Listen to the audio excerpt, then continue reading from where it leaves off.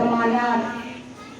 இஸ்ரவேலிலே நாசரேத்து ஊரில் யோசேப்புக்கும் மரியாளுக்கும் திருமணம் நிச்சயிக்கப்பட்டது.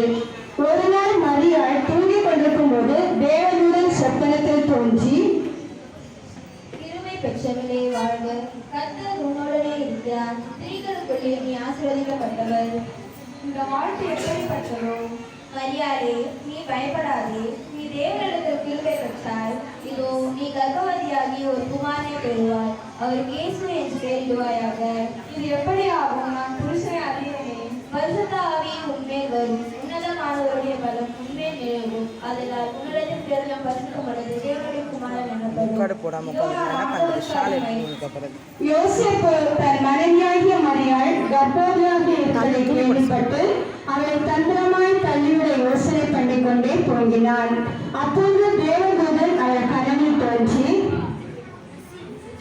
தாவீதின் குமாரனாகிய யோசேப்பு, உன் மனைவியாகிய மரியாதை சேர்த்துக் கொள்ள ஐயப்படாது. அவளிடத்தில் உடனே இருக்கிறது பரிசுத்த ஆவியினால் உண்டானது.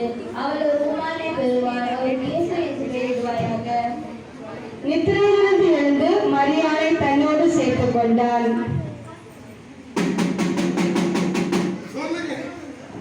எல்லா ஜனங்களுக்கும் அறிவிக்கப்படுவது என்னவென்றால், நமது ராஜாவாகிய அகஸ்துராயினால் ஒரு கட்டளை பிறப்பிக்கப்பட்டு உள்ளது. அனைவரும் தங்கள் தங்கள் சொந்த தேசத்திற்கு சென்று பெயர்களை பதிவு செய்ய வேண்டும். யோசேப்பு தாவீது வம்சத்தாலும் தன் குடும்பத்தாலுமாய் இருந்தபடியினால் கர்ப்பவதியான தன் மரியாளுடன் குடிமதிப்பு எழுதும்படி யூதேயாவுள்ள பெத்லகேமுக்கு சென்றார்கள். மரியாளுக்கு பிரசவ காலம் நேரிட்டது. சத்திரத்தில் இடம் தேடினார்கள்.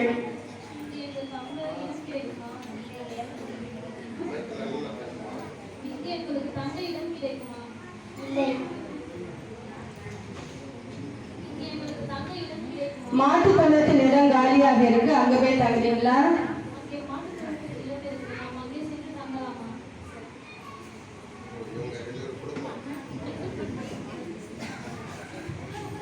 மரியாளுக்கு குழந்தை பிறந்தது. குழந்தையை துணியுடன் சுற்றி முன்னிலையில் கிடத்தினார்கள்.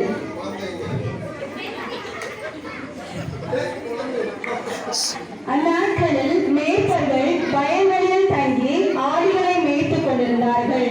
ராத்திரியில் தூங்கிக் கொண்டிருந்தார்கள். அப்பொழுது தேவதூதன் தோன்றி, பயப்படாதிருங்கள், இதோ எல்லா ஜனத்துக்கும் மிகுந்த சந்தோஷத்தை உண்டாகும் நற்செய்தியை உங்களுக்கு அறிவிக்கிறேன்.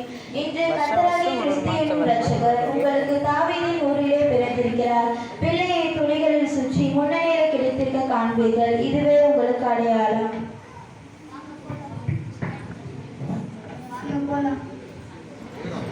மேய்ப்பர்கள் பெத்லகேம் ஊருக்கு குழந்தையை காண செல்கிறார்கள். குழந்தையை கண்டு வணங்கி எல்லா இடங்களிலும் பிரசித்தம் பண்ணினார்கள். சாஸ்திரிகள் இதை கேள்விப்பட்டு நட்சத்திரத்தை பார்த்து குழந்தையை காண செல்கிறார்கள். வானத்தில் ஒரு நட்சத்திரம் தோன்றியது. இது யூதேயருக்கு ராஜா பிலத்தின் தலையில் இருக்குது. அந்த அக்கா கொடு கட்டுறதுக்கு அபிநயாக்கு சாஸ்திரிகள் வழி தவறி ஏரோது ராஜாவின் அரண்மனைக்குள் செல்கிறார்கள்.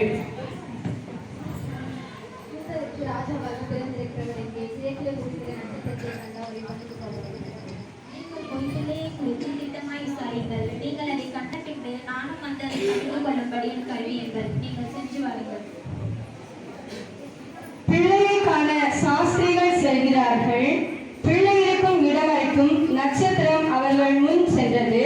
அவர்கள் அந்த வீட்டிற்குள் பிரவேசித்து தாயாகிய மரியாளையும் குழந்தையும் கண்டு சாஸ்தாங்கமாய் விழுந்து வணங்கி பொன், தூபம், வெள்ளைப்பழத்தை காணிக்கையாக வைத்தார்கள்.